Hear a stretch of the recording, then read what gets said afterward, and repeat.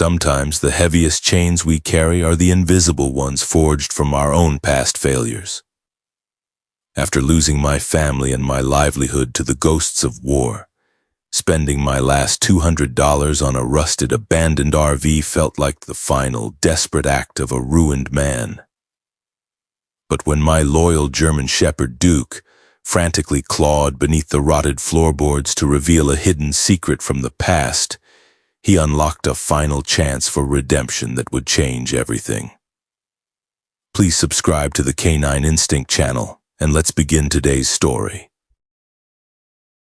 I am Robert McAfee. If you had asked me a decade ago where I would eventually end up, I would have painted a picture of a quiet, purposeful life surrounded by the scent of fresh pine, sweet cedar, and the steady hum of a wood lathe. I was a military engineer, a man trained to build structures that could withstand the harshest conditions, but the wars I fought across the world followed me back home in the form of heavy, invisible chains. The psychological trauma from my deployments became a relentless weight that I simply could not shed. My woodworking shop, which I opened in 2021 as a peaceful sanctuary to heal my mind, instead transformed into a towering monument to my personal failures. The loss of focus began subtly. It started as a slight tremor in my hands when holding a chisel, a wandering gaze when I should have been carefully measuring an angle, and soon escalated into debilitating days where the sharp, tearing noise of the circular saw reminded me entirely too much of the chaos I had left behind in the desert. The memories of my deployments would rush back without warning, triggered by the sudden dropping of a wooden beam or the sharp crack of splitting timber. I could not concentrate. Deadlines were continuously missed, and frustrated clients walked away, taking their money with them. The bankruptcy was a slow, agonizing bleed that stripped away my pride and eventually took my marriage with it. My wife tried to stay, but she could not anchor a man who was already drowning in his own mind. Now my entire existence was confined to the cramped cab of a beat-up Ford pickup truck. I had lost everything except my sole companion, Duke, a large German Shepherd whose fierce loyalty far exceeded my actual worth. As I drove down the sun-baked highways, Duke sat tall in the passenger seat, his intelligent brown eyes watching the passing desert landscape. He never judged my failures. On the nights when the nightmares woke me, leaving me gasping for air in the dark, Duke would rest his heavy head across my chest, offering a silent comfort that kept me tethered to the present. He was the only reason I bothered to turn the key in the ignition each morning. On a scorching afternoon in 2025, our aimless wandering led us to a sprawling junkyard on the dusty outskirts of Albuquerque, New Mexico. The relentless desert sun beat down on acres of forgotten metal, creating shimmering waves of heat above the crushed roofs of abandoned sedans. I parked the truck, the engine coughing to a rough, shuddering halt. I needed a cheap replacement part for my radiator, but as I wandered through the maze of discarded appliances and rusted vehicle frames, something else commanded my attention. Hidden beneath a tangle of dry, thorny vines sat a Winnebago RV. It was severely weathered, the paint completely baked off by years of exposure, leaving a hollow, rusted shell. It looked exactly how I felt on the inside. Hollowed out, forgotten, and left to slowly deteriorate. The owner of the yard emerged from a corrugated metal shed, wiping grease from his hands with a dirty rag. He was a broad-shouldered man with a thick, graying beard and a noticeable limp that spoke of old injuries. I introduced myself, and he gave his name as Gus. It only took a brief glance at the faded military tattoo on my forearm and the rigid, defensive way I carried my shoulders for him to recognize a fellow veteran. There is an unspoken, universal language among men who have worn the uniform, a mutual understanding of surviving ghosts that civilians rarely comprehend. We talked for a while in the stifling heat, sharing fragmented, careful stories of our service while Duke waited patiently by my side. Yet my attention kept drifting back to that rusted RV. I had exactly $200 to my name, folded neatly in my front pocket. That money was meant for food, gasoline, and perhaps that essential radiator part to keep my truck moving. Instead, driven by a strange, desperate impulse to own something that could potentially serve as a real roof over our heads, I pointed at the Winnebago. "How much for the RV?" I asked, my voice dry. Gus looked at the wreck, then turned his sharp gaze to me. He saw the quiet desperation in my eyes and the absolute poverty in my posture. "That piece of junk?" he asked, his voice rough but lacking any malice. "It is nothing but a massive headache, Robert. It has been sitting in that dirt since 2019. I pulled out my $200 and held the money out in the space between us. It is all I have." Gus stared at the crumpled bills for a long moment. He slowly reached out and took the money, locking his gaze with mine. "I will take it," he said, his tone turning incredibly serious. "But I am giving you a challenge to go with it. Do not let yourself be defeated by the rust. Do not let this thing rot away in the dirt, and do not let yourself rot with it." I nodded, accepting the heavy weight of his words. I had a project now, a daunting mountain of rust and decay to conquer. But before I could even begin to clear the debris from the Winnebago, I walked back to my truck to fetch a small stack of mail I had picked up from a local post office box earlier that morning. Most of it was meaningless advertisements, but one crisp envelope stood out. It bore the familiar, elegant handwriting of my daughter, Diane. My heart leaped with a complicated mixture of deep love and profound guilt. Diane and I had spoken less and less as my life steadily spiraled downward into ruin. I sat heavily on the lowered tailgate of the truck, the hot New Mexico wind brushing against my weathered face, and carefully tore open the envelope. Duke stepped close and rested his chin heavily on my knee, sensing the sudden sharp tension radiating from my body. The letter was brief, filled with a fragile, soaring excitement. She wrote to tell me that she was pregnant. I was going to be a grandfather. Under normal circumstances, a man would weep with pure joy at such beautiful news. He would immediately find a telephone, plan a visit, and start sketching blueprints for a sturdy wooden crib. Instead, a cold, suffocating wave of despair crashed over me, instantly freezing the blood in my veins. I looked up from the paper, my vision blurring as I stared at the rusted husk of the RV and the endless piles of garbage surrounding me. I was a penniless, broken man living out of a dying vehicle. I was a failed father who could not even keep his own life intact, let alone provide a safe harbor for a growing family. The crushing realization that I had absolutely nothing of value to offer my daughter or my unborn grandchild pressed down on my chest with the weight of a collapsing building, leaving me gasping for air in the sweltering desert heat. I had hit rock bottom, and the rust Gus warned me about felt like it was already consuming my soul. I remained frozen on the lowered tailgate of my truck, clutching my daughter's letter as the harsh New Mexico sunlight burned around us.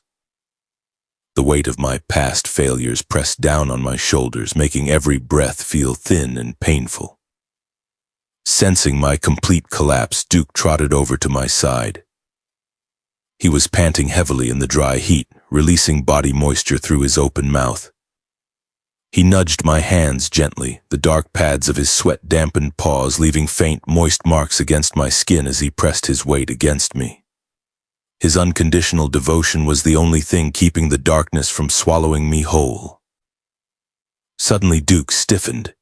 His ears perked forward and his nostrils flared as he caught a sharp, unfamiliar scent on the desert breeze. He turned away from me and trotted purposefully up the wooden steps into the hollowed-out cabin of the Winnebago. A moment later, a frantic scraping sound filled the air as his strong claws clawed violently against a section of the aged subfloor near the rusted kitchenette. His hunting instinct had ignited. He had smelled a small creature nesting deep within the structure. I stood up, pushing past my grief, and followed him inside. "What is it, boy?" I asked softly, taking a heavy crowbar from my toolbox. Duke whimpered in earnest, pawing furiously at a loose panel of plywood. I wedged the flat edge of the crowbar into the gap and leaned back with all my weight.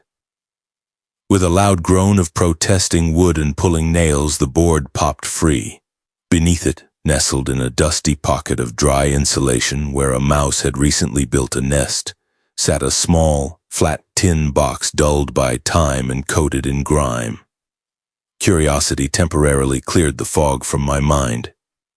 I picked up the box, sat on the dusty floorboards, and pried open the lid. Inside lay a leather-bound photo album alongside a single hand-carved wooden bird no larger than my thumb. I opened the album first. The pages held fading photographs of a young family laughing in front of this very RV back in 1985 and 1992, roasting marshmallows over campfires and celebrating birthdays at the small dinette table. Then, I picked up the wooden bird. The dark walnut was weathered, yet the fine, deliberate chisel marks along its wings were unmistakable. As my thumb traced the smooth, flowing grain of the wood, a profound realization hit me like a physical force.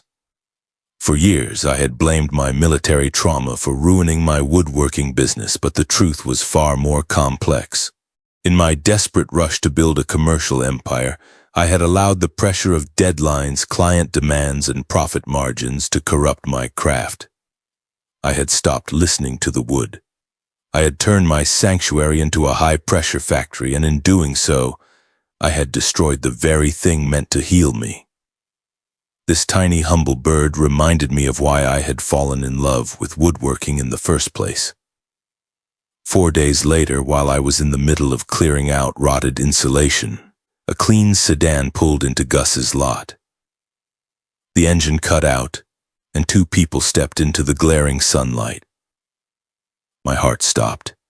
It was my daughter, Diane, her hand resting protectively over her slightly rounded stomach, accompanied by my younger son, Richard. They walked toward the Winnebago, their faces pale with shock as they took in the surrounding mountains of junk, my grease-stained shirt, and my filthy appearance. "Dad?" Diane whispered, her voice trembling with a mixture of relief and heartbreak. Richard, however, did not hide his anger.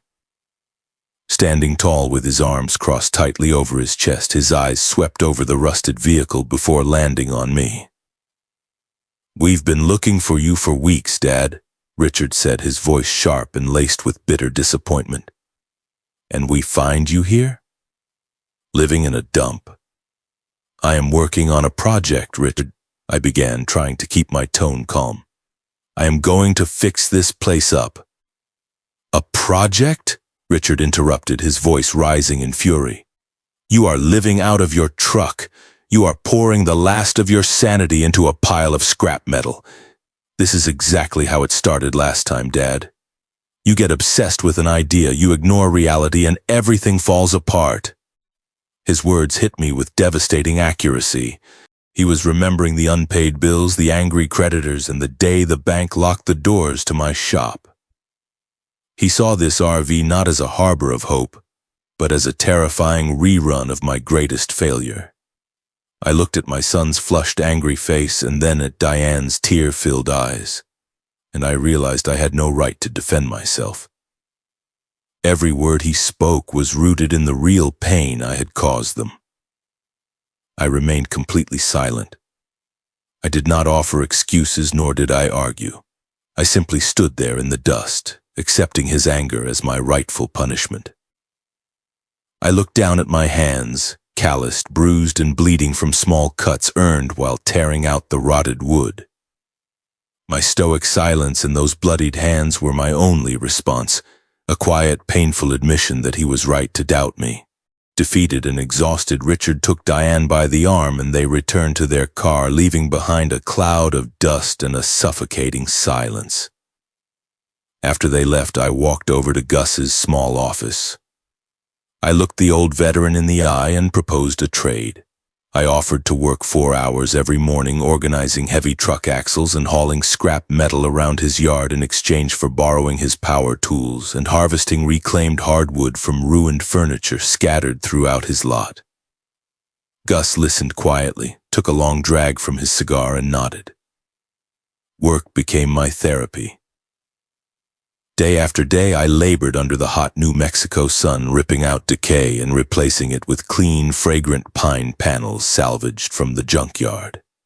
Yet the road to recovery was far from easy. During the quiet hours of the night, whenever a sudden metal panel dropped in the distance or a car engine backfired on the nearby highway, a violent panic attack would instantly grip my chest. My heart would hammer. My hands would shake uncontrollably, and I would drop my hammer onto the floorboards, trapped in the terrifying echoes of my past deployments. In those dark moments, Duke was always there. The moment my breath hitched, he would step forward, leaning his heavy, warm body firmly against my trembling legs. He would lift his large head and rest his firm chin directly on my knee, looking up at me with steady, golden brown eyes. Feeling his solid presence and listening to his calm, rhythmic breathing anchored me to the present, slowly pulling me back from the edge of despair until I could pick up my tools once more. The transition from the blazing heat of summer into the crisp golden days of autumn marked a profound shift, not just in the weather but within my own soul. The rusted Winnebago, once a hollow shell of decay sitting forgotten in the dirt, was slowly being resurrected. Through my daily labor at the junkyard, I had earned the privilege of scouring Gus's sprawling lot for discarded treasures. I salvaged solid oak from broken dining tables, rich mahogany from shattered headboards, and clean pine from abandoned shipping crates.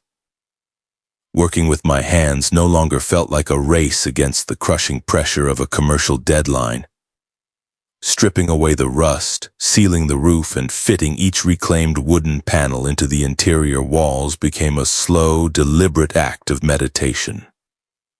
Inside the RV, the transformation was nothing short of miraculous. The scent of mold and stale air was completely replaced by the warm, earthy fragrance of linseed oil, beeswax, and fresh sawdust. I built a small, efficient kitchenette with a polished hardwood counter, reconstructed the dinette area with smooth pine seating, and fashioned a snug sleeping quarter in the back. The space radiated a cozy, rustic warmth. It was no longer a dilapidated vehicle, it was a handcrafted home, imbued with the quiet peace I had finally found. Duke, sensing the shift in my spirit, claimed a spot on a braided rug near the door, watching my every move with relaxed, contented eyes.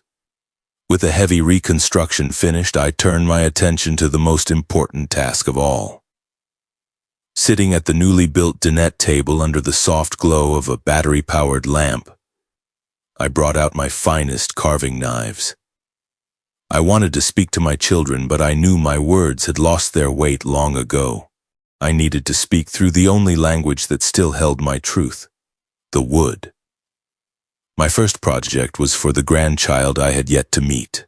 From a block of pale, flawless maple, I carved a delicate mobile. I spent hours shaping a stout little bear, a resting fawn, and a soaring bird, sanding each tiny animal until it was as smooth as river glass, ensuring they would be safe for the softest infant hands.